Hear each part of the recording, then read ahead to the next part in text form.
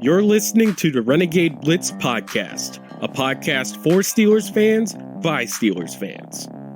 Follow us on Twitter at Renegade Blitz, read articles on renegadeblitz.com, and like us on Facebook. And welcome back to the Renegade Blitz podcast. I'm Ty Polk, joined by Chris Ward, and we're back with another preview episode. It's Steelers versus the Washington football team.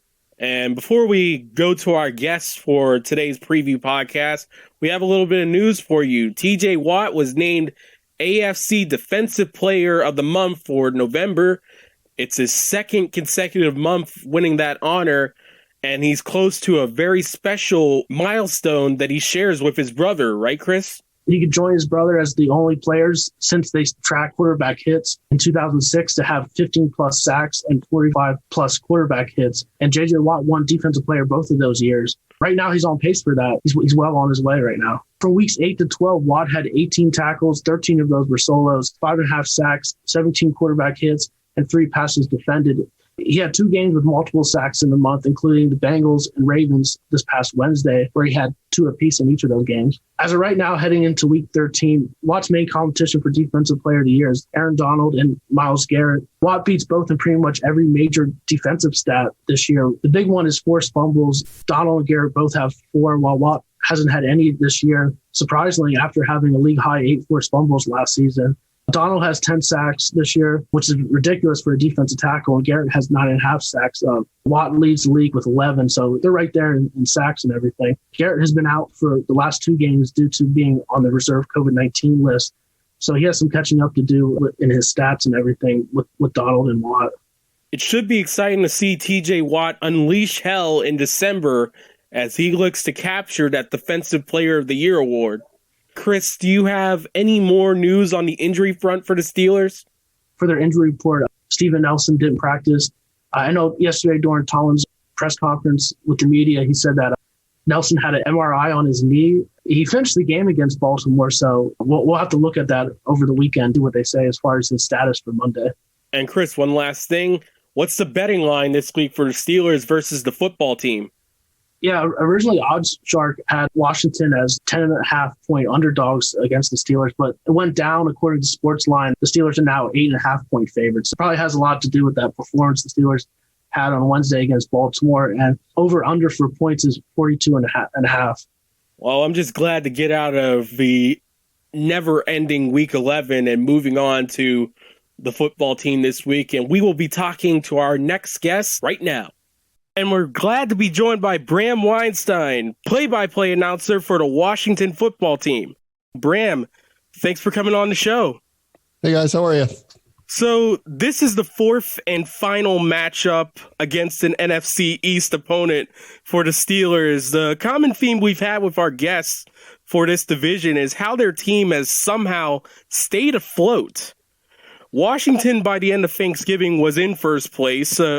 Was there any thoughts of this team even being in contention at the beginning of the season?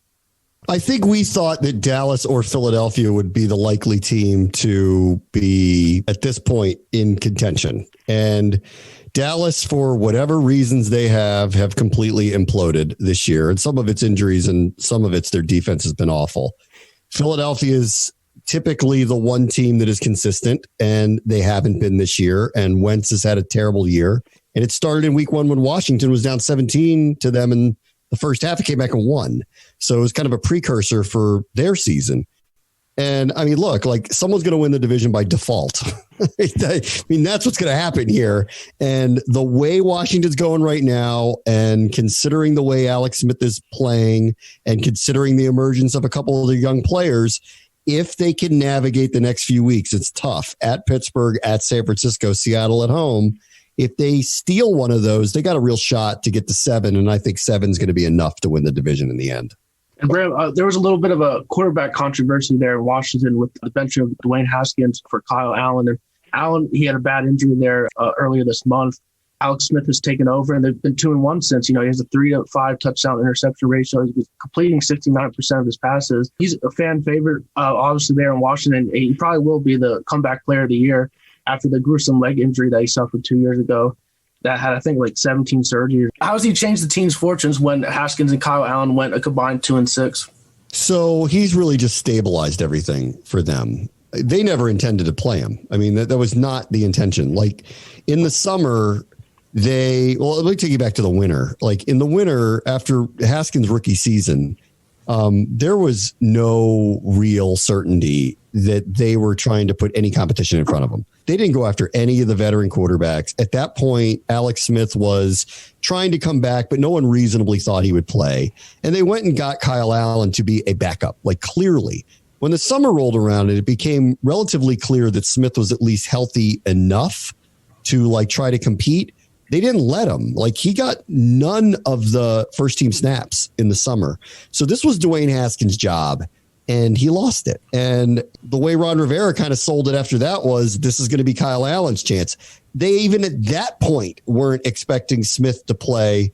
And then Allen gets hurt and Smith goes in and things have solidified. So they have fallen into a competitive situation and going back to where the division is, because everybody's record is what it is, their best case scenario. I mean, there's an argument here in town that Haskins should be playing again just to see what we have so that Washington can figure out what they want to do in the draft or free agency next year.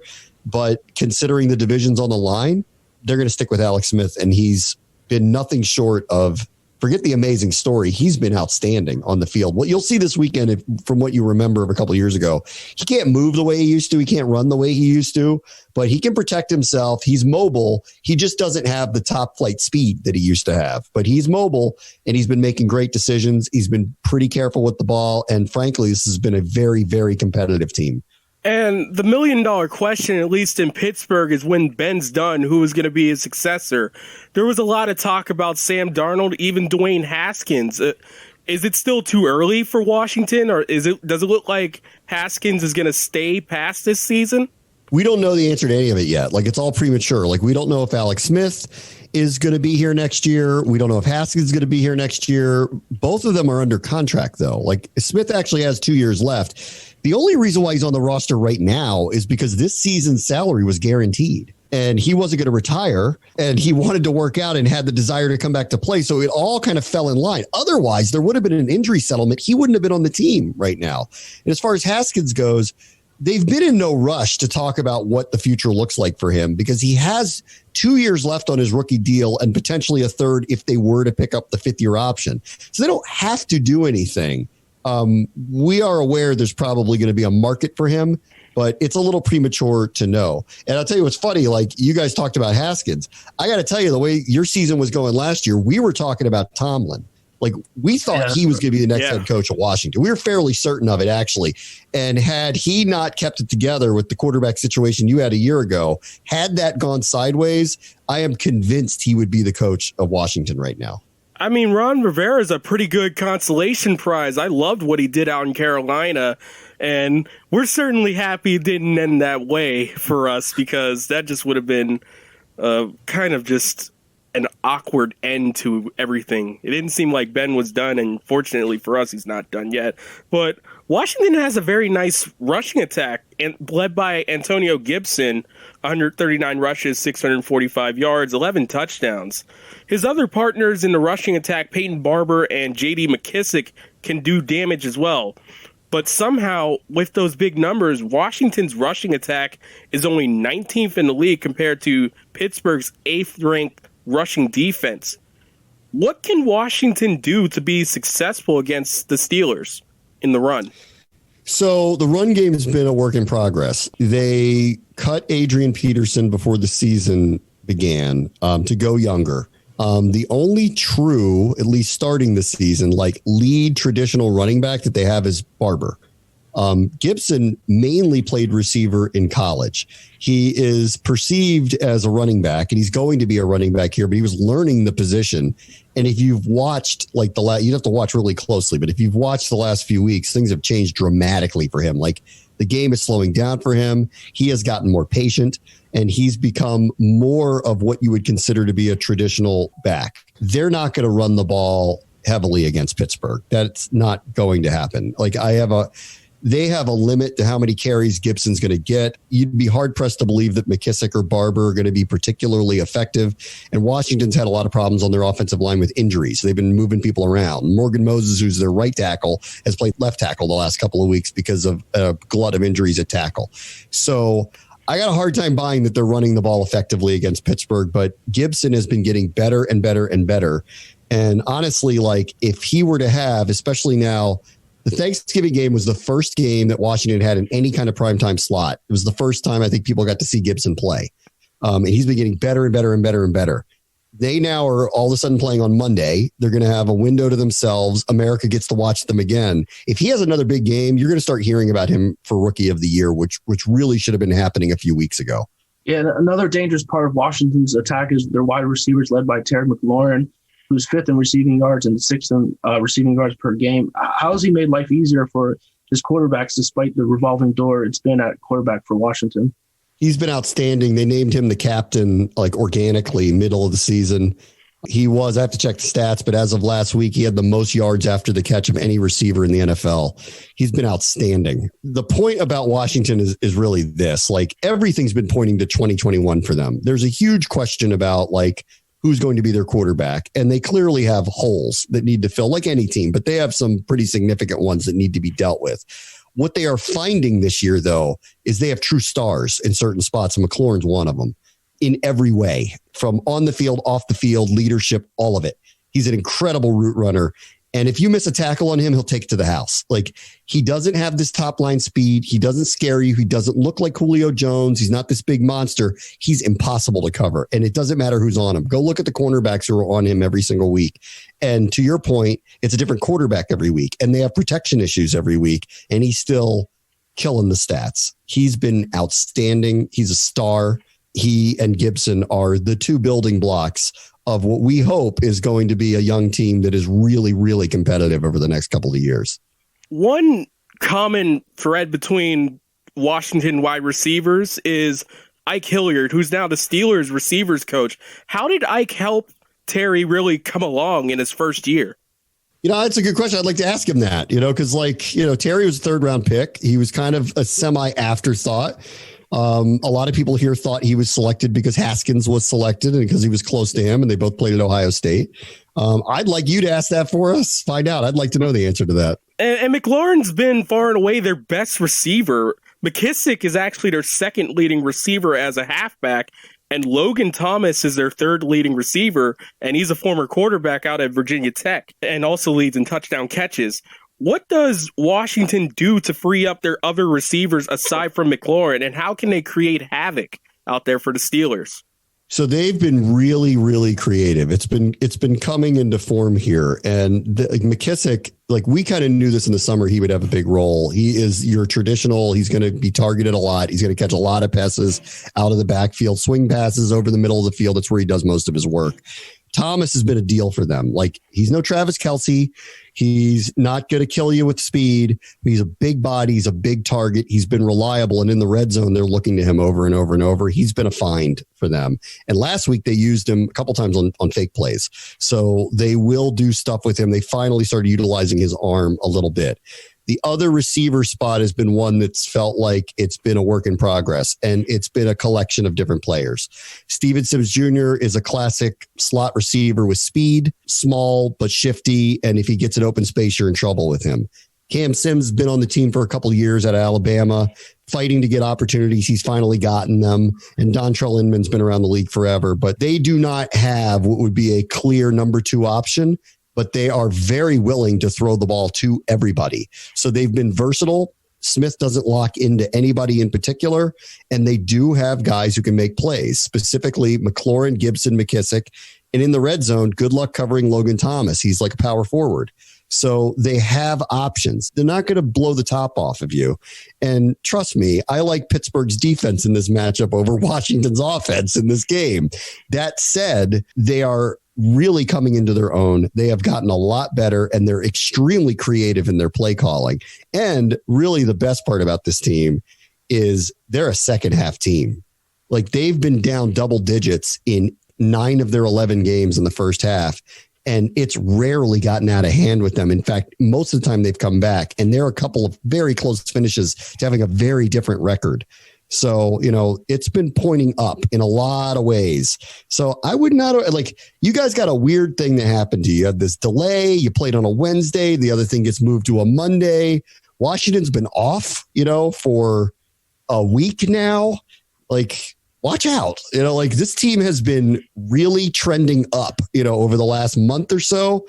And while I wouldn't sit here and go on your podcast and tell you I think they're going to beat an undefeated team, I don't think this is going to be a blowout, and I think it's going to be very competitive. One thing that the Steelers do really well, they're one of the best in the league, is getting to the quarterback. They lead the league in sacks with 41. They'll be tested with losing Bud Dupree for the season. He tore his ACL yesterday. But the team is still very dangerous with Jay Watt, Cameron Hayward, and Stephon Tuitt, among others. Washington is tied for third in sacks allowed this year with 35. And you kind of mentioned they've been dealing with a lot of injuries. How do you see them matching up against the Steelers pass rush? So that's going to be the key, obviously, I think, for us. I have a hard time buying Washington running the ball particularly effectively, but I didn't really see that coming with Dallas either, who had really been coming on with their defensive line and defensive front. And Washington handled them really well and run the ball really well on them. So maybe I'm willing to be surprised for a second time. There's a big deal that's happening here is Cornelius Lucas, who's the backup left tackle, is back and practicing, which means Morgan Moses can go back to his natural spot at right tackle, which means less need likely to bring in the extra tight ends that they've done the last couple of weeks to help on the right side. So that should help them a little bit. They don't have long developing plays. Washington is getting the ball out fast. So my guess is to counteract the Steelers pass rush, you're not going to see a lot of 7-step drops. It's not happening this week. Is that how they've been protecting Alex Smith? Just almost similar to what coincidentally his fellow potential comeback player of the year, Ben Roethlisberger, quick throws. It seems like he's been sacked 15 times. I seen the number. Yeah, there was 8 in one game. The first game he came in, there was 8 in one game. He came in against the Rams early in the season after Kyle Allen got hurt the first time, not the devastating injury, but hurt the first time. It was pouring. Smith had literally not practiced with any of the players, and he had to come in against the Rams down, and he got sacked 8 times. So it skews the numbers significantly. He hasn't actually not been sacked a lot really since. On the defensive side, we'll talk about them, and their defensive front is just as good as the Steelers and has the potential. The number 2 overall pick in Chase Young, Jonathan Allen, Darren Payne, Montez Sweat, Ryan Kerrigan, and Tim Settle. It's a position group that kind of, again, just like Pittsburgh, they bought a lot of draft capital in, and Washington is right behind the Steelers in sacks with 36. What have you seen from Chase Young in his rookie season, and then talk about the defensive line for the football team? Chase has been outstanding. He's a monster. He's an athletic freak. So you'll all have to deal with him, and you'll see it. On the other side is Montez Sweat, who gets favorable matchups and leads the team in sacks and had a pick 6 touchdown a week ago, and also is a first-round pick and also is kind of freakishly athletic. Their middle is very good. I'm glad you mentioned Tim Settle, because as a backup, he's been outstanding for them. John Allen, Daron Payne are both first-round picks as well. And I would argue I don't know anybody who has a annual Pro Bowl pass rusher who's leader in sacks in franchise history as a primary backup, but that's what this team has coming in here. It is the strength of their team. It is what we expected, them to hang their hat on, that if they were going to be competitive, they'd be really good up front, and they've been really good up front. Again, 5 first-round picks, they ought to be. So it is their strength. It's not that their defense can't be beat. In fact, they can be beat over the top a lot. But you got to protect first, and that is hard to do against this group. And they're missing what I would argue their best and most effective interior defensive lineman, Matt Ioannidis, who got hurt earlier this year and hasn't been playing. Payne and Allen have been terrific. Ioannidis is the one that got paid first because of how good he had been. And does Young line up on a specific side, or do they move him around a lot? They move him around. He's mainly on the right side of the defensive line, but he will move around. They will move him on both sides.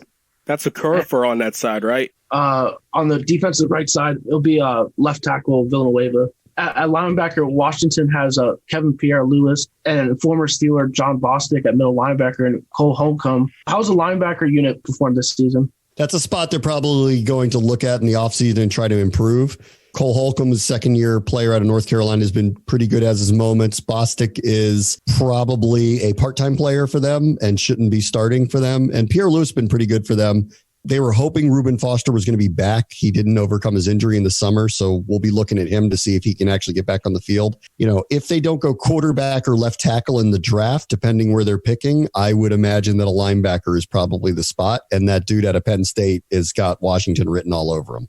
And Bostic, I know when he was with Pittsburgh, he struggled in coverage and stuff. I saw he's like one of the leading tacklers for Washington, but is that kind of how it's been in Washington? Or same thing. There's coverage issues there. There is. Yeah, there's coverage issues there. He is sure tackler. He's good. When they bring him, he gets to the quarterback, but yes, he can be exposed in coverage. And Khalid Hudson is a local product. He went to McKeesport. How's he been doing in his rookie season with Washington? He hasn't played very much, very little time on the field, mainly in special teams. He's gotten maybe in the defensive lineup a few times, handful of times. And Washington has done really well in pass defense this year, allowing only 194.6 yards per game, second in the league. And Pittsburgh is, again, right in front at number one with 193.2 yards per game. At cornerback, it's Kendall Fuller and Ronald Darby. Then they have Cameron Curl at strong safety and DeShazer Everett at free safety. What has made this Washington pass defense so stingy this year? And who has been the big performer there? Kendall Fuller had 4 interceptions in the first few games. He's been very good for them in general and doesn't get tested all that much. Typically, the balls go the other way towards Ronald Darby or Fabian Moreau. Typically, that's where it goes. Most people don't test him as much. They stay away. The safety's been a problem. Landon Collins got hurt earlier this year. So that was a problem, losing him. They've been beat over the top and on the back end numerous times. It's where they're susceptible. The issue is getting enough time to get a pass like that off. I mean, the Washington front is so good, and we see it probably with you guys too, that the Washington front is so good that it's hard, but if given time, you can beat them over the top, and it's happened numerous times. Amari Cooper hit them over the top about a week ago. Cardinals hit them a few times. It's been a recurring theme for them. So the back end of their defense and the linebackers are a place that they're probably going to improve in the offseason. Their front is good enough now, and they've gotten a little more stability by trying out some new faces at the safety positions since the injury to Collins. It's kind of been a rotating door of players back there, but they may have found something in recent weeks with DeShazer Everett, who's been in and out of the lineup with injuries. This guy, Jeremy Reeves, who's been on the team for a couple of years, but has had some opportunities in recent weeks. And Cameron Curl, who's a rookie, but looks like they've got a steal in him as a late round pick. Troy Apke, has he been playing a lot? I know he was a Penn State guy. He's been playing a lot. He was the person that everyone got mad at of all the deep passes there. He was getting beat. So he had gotten benched at one point, but because of the Collins injury and then the DeShazer Everett injury, he's been playing more. And there haven't been as many issues, but he has been, at least early in the season, he was a bit of a liability for them. Very, very good special teams player, though. This defense has been a revelation for Washington, and it's with Ron Rivera at head coach and Jack Del Rio now at Washington.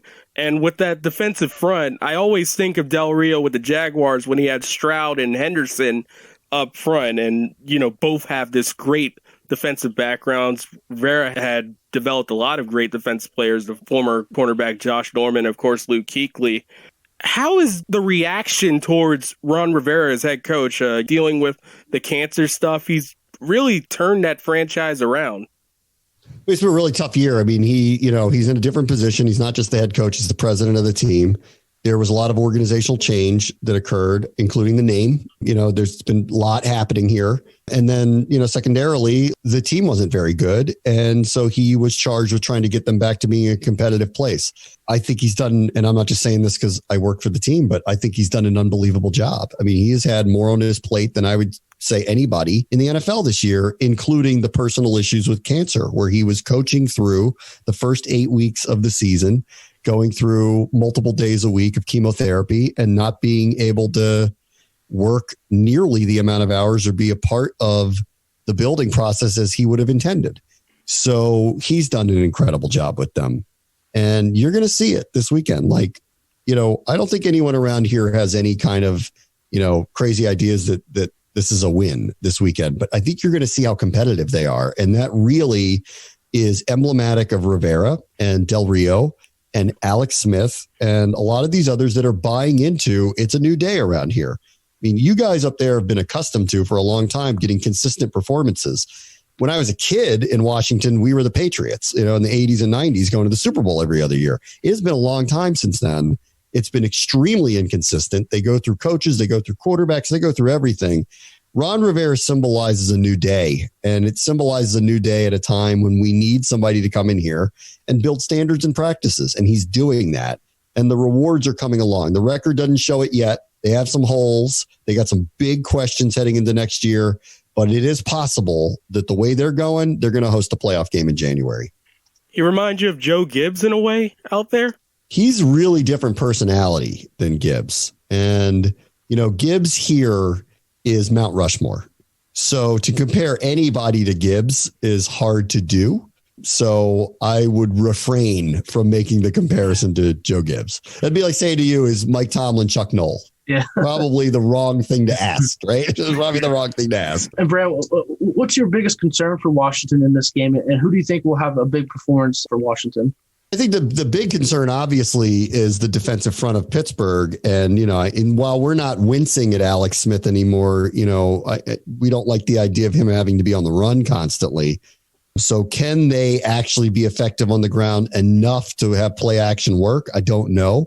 So that would probably be my biggest concern with them. Frankly, watching Pittsburgh against Dallas, watching them yesterday, watching them, I kind of tossed the Jaguars game at this point, but playing more competitive teams the last couple of weeks, I don't see a dominant team that they're playing this weekend. And therefore, I think Washington's going to be extremely competitive in this because they have been against literally everybody over the last, 6, 7, 8 weeks.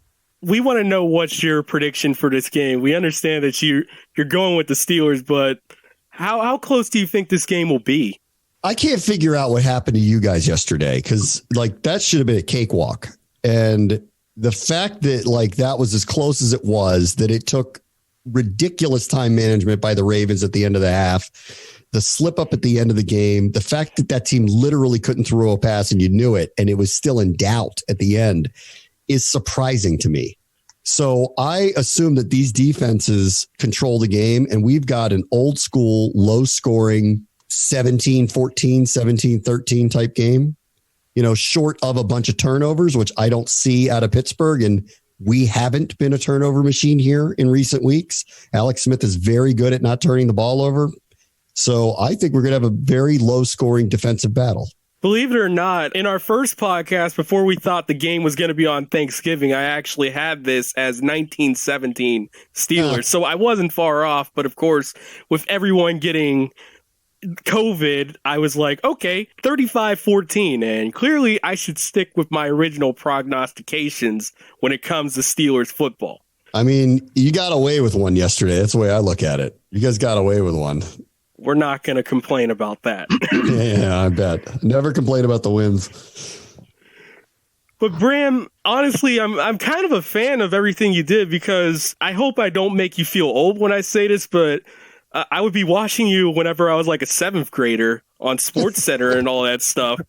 And now this is your first year doing play-by-play for a professional franchise in this environment in which you have to call the game actually from FedEx Field on the road. How has that transition been from talk show host and also pregame and postgame host to now the play-by-play voice of the Washington football team? It's a dream job. So, I mean, there's that. I mean, it really is. I grew up here. I'm a fan of the team. And so it's a total dream job that I'm doing it. And it's surreal. And the one part, if I could complain, is I wish we could travel, but I understand the circumstances and we can't. And there was kind of like Washington, Dallas on Thanksgiving. I grew up, having my Thanksgiving ruined. To actually sit there and watch them do what they did to the Cowboys a week ago and actually be the voice of it it's dream come true, really. The transition to it has been really good. I mean, I think if I was doing this for any other team, it would be harder because I'd have to get to know them. I just know this team so well that I just really needed to learn the opponents. And the rest of it, I thought would just kind of happen on its own. And really all the training through the years and really actually what I leaned on to do it initially was you have to learn how to do highlights at ESPN. It's not easy. And it is live. Like there's a million times you do a night show and someone walks in during a break and says, we're doing this next and hands you a shot sheet and it's some game. and you haven't seen any of it, and you just do it live 30 seconds later. And I think some of that translated over to doing this, that like you just let your instincts take over and try to do the best you can. It's been awesome. And I'm really excited for this last month because I do feel like because of the circumstances with Dallas and Philadelphia, we may get to call a playoff game this year. And that would be really, really cool if that happened. Have you ever called any sports beforehand, or is this your first time ever? At ESPN, I called a bunch of college basketball games. And then when I was here, I called my alma mater, American University, for a couple of seasons. So I didn't have a big, deep background in play-by-play, but it wasn't like I had never done it before. On the radio side, have you done it before, or is it? Both. I had done it on TV and radio. As someone who's trying to get into the field a little bit, it's just like, I'd love to pick your brain about that stuff, but I want to make sure Chris has a couple questions as well. I just want to know, Bram, what's the status for the team name? Are they going to continue with the football team? It's going to stay that way for now, and then they're looking into it, and I think it's going to stay this way through next year. If for no other reason, there's a lot of legal hurdles that have to go through to change the brand. I would call it 50-50 that it stays this way in perpetuity. But I don't have any specific knowledge about it. I just pretty much know that next season, this is what it'll be, even if they have a name in line. And I don't know that they are going to end up picking a new name. It may stay this way. It's insane. I read a couple stories on the Washington Post about there's this guy that for years, just in preparation of the name change, bought up just about any possible idea for the now Washington football team's name, from the Red Wolves all the way down to the Red Hawks, the Warriors, and my personal favorite if the team gets renamed, the Warthogs, because everybody loves tanks. I hope if they do something, I actually like this. So I actually want them to keep this. Having grown up here, I have a strong attachment to the old name, and I kind of live in if they don't change it, they never changed it. So I kind of like that. If they do change it, what I do hope they do, and I mean, I just hope they do something that's honoring of the military. Being in Washington, D.C., it would seem to kind of make sense. And I think the other thing that's pretty clear here, everyone loves the colors. Nobody wants them to go away from the colors. So I think burgundy and gold is going to stay forever. And how the fans in Washington and just national, how they felt about the team? I've kind of seen some mixed review. Like some people kind of like it because it kind of has like a soccer type vibe, because like a club or something, like, you know, it's the football team. So it's like representing Washington. And then other people look at it as just like bland and boring. So like, you know, the tricky part too was, you know, this is a team not unlike Pittsburgh's been around forever. Like they're one of the originals, and you don't want to just drop that history. So you just go pick some new name and it's got this like cartoonish appeal to it. Then you just like, it's like you're throwing away all the nostalgia and tradition and history of the team. I like their look. I like the numbers on the helmets. Like I like that they kept the old colors. I think they look like a classic football team. Like I like it. And I don't think they want to lose that. Like clearly we're in a new time and a new era and a new space. And we're all building towards whatever that new brand is. But I do think holding on to that past matters. Like it really matters. Like you wouldn't want the Pittsburgh Steelers to become the Pittsburgh, you know, whatevers. And then all of a sudden they're not wearing their colors anymore. And they got logos on both sides of their helmets. I mean, there'd be a lot of things that you would like look at it and be like, that's not right. And I think in this case, like it was going to be a big change just to drop the name. I think we didn't want to do too much change too fast. I think they're going about it the right way. And everybody who thought they were going to change the name like immediately, I don't think they understand how this works. Like all this stuff needs to be vetted and legalized, and there has to be rollouts of merchandise, and the NFL has to approve it. It was never going to happen fast, you know, so it was always going to take a season or two to do it. I just love the acronyms for it. Whenever the Washington football teams win, I call it the football team from Washington. And if you do the acronyms, you can understand it says FTW. And whenever they lose, we call them the Washington team for football.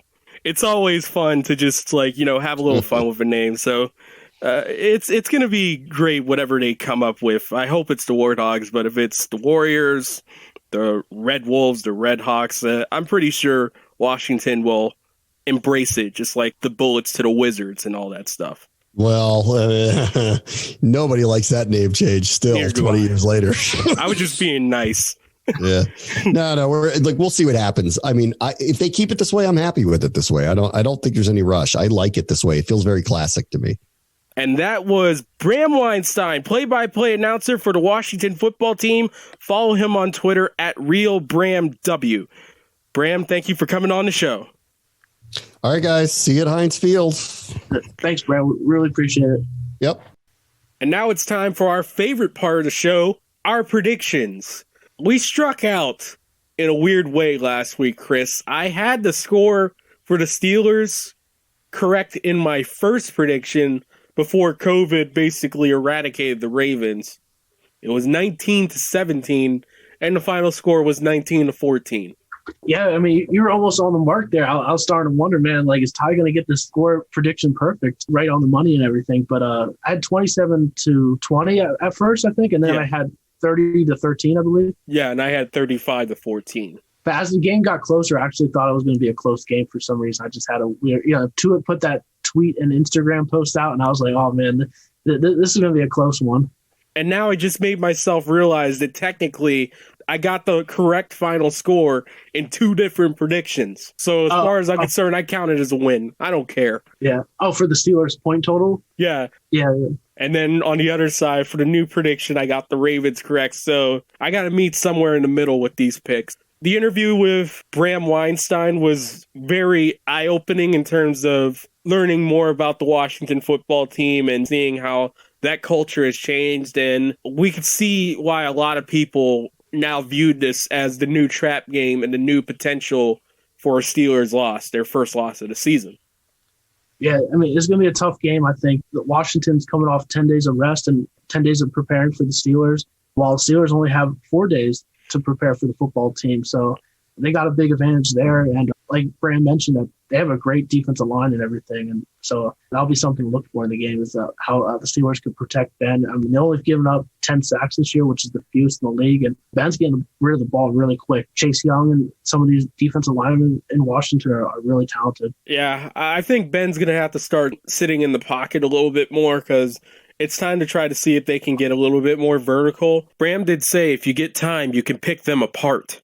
I think it's going to have to be a little bit of a philosophical shift for the Steelers starting this game. Look, Ben's going to protect himself. He's made of iron. Every time he's gotten hit after he's thrown the ball, he's managed to get up. Sometimes you got to go like, okay, I can trust this offensive line to do a little bit more. Yeah, and you mentioned the pass defense, and they've done well this year. They're number 2 in the league. Steelers ranked number 1 in passing yards allowed per game.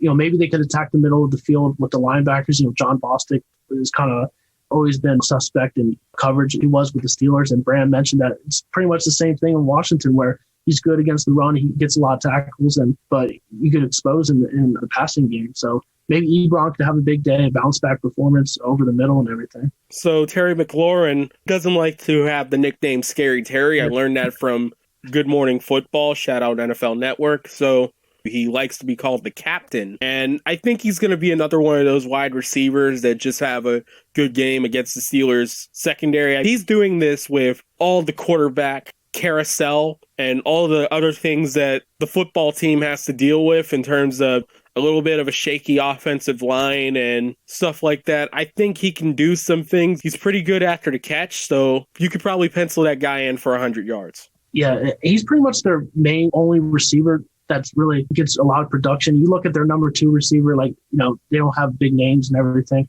Gibson's a good running back. He has 11 touchdowns this year. I think he leads the league among rookies, I believe. Chase Claypool's at 10. So Gibson's been really good for them. And let me pause here. Who's their running back? The other running back that he mentioned? J.D. McKissick, who's actually that second leading receiver. And McKissick is really good running back out of the backfield catching the ball too. So that's something the Steelers have to look out for. They're going to use more running backs. It's not just going to be Gibson. It's going to be McKissick. It's going to be Barber. And again, that kind of goes back into my little theory with the Steelers defense, though they kind of proved me wrong with the last game, and also against another really good rookie running back for Jacksonville. They did well there, but that was only one running back. So for this game, I'm going to say the Steelers will win 27-17. I have around the same point range about. I have the Steelers winning 24-17. Big performers for the Steelers. By the way, has there been any update in terms of James Conner's return from COVID? Conner, they said he tested positive for COVID-19 last Saturday. So who knows like when the test came and everything, but 10 days of quarantine, if they announce it on Saturday, it looks like he won't play against Washington. So I'll say the big performer, I think Benny Snell's going to step up again. I think in this game, he's not going to get 100 yards rushing, but it's going to be for how lifeless sometimes the Steelers' running game can be. I think it's going to be pretty good. You could put him down for 85 yards rushing, and probably he'll have, we'll call 35 yards receiving. So he goes over 100, but in combined scrimmage yards. Chris, who is your big performer on offense? I think the receivers will bounce back, especially catching the ball. I mean, I don't think they could have a much worse performance than they had against Baltimore on Wednesday. But I'm going to go with Claypool. I think I like his size and speed, and I think Ben could connect with him on a big touchdown against Washington. And defensively, it's going to be an interesting thing for me. I'm going to say that a rookie for the Steelers has a good game against the football team. I'm going to say Alex Highsmith will calm the little bit of the nerves that Steelers Nation has, replacing Bud Dupree. I'm going to say he has a very nice start, and he gets 2 sacks on the day. Wow, that's a bold. I guess who knows what could happen. Highsmith has done well in the time that he has played, but that would be a great first. Well, he did have that interception on Lamar Jackson earlier this year, but as far as the sack total, that would be a big game for him. His only sack this year came against Dallas, but I'm going to go with Cam Hayward. I think he'll have a big game in the trenches against the run, and I'm going to go with Hayward having a sack also on Alex Smith. While COVID has still racked the Steelers' schedule a little bit, they're going to get back on track with a Monday night game. The Steelers will take on the Washington football team 5 p.m. at Heinz Field on Fox. It should be another exciting night of football action in Pittsburgh. And that's all for us. For Chris Ward, I'm Ty Polk. Thank you for tuning in to the Renegade Blitz. Thank you for listening to the Renegade Blitz podcast. Follow us on Twitter at Renegade Blitz, read articles on renegadeblitz.com, and like us on Facebook. Our podcast is available on Google Podcasts, Apple Podcasts, TuneIn, Stitcher, YouTube, iHeart, and Spotify.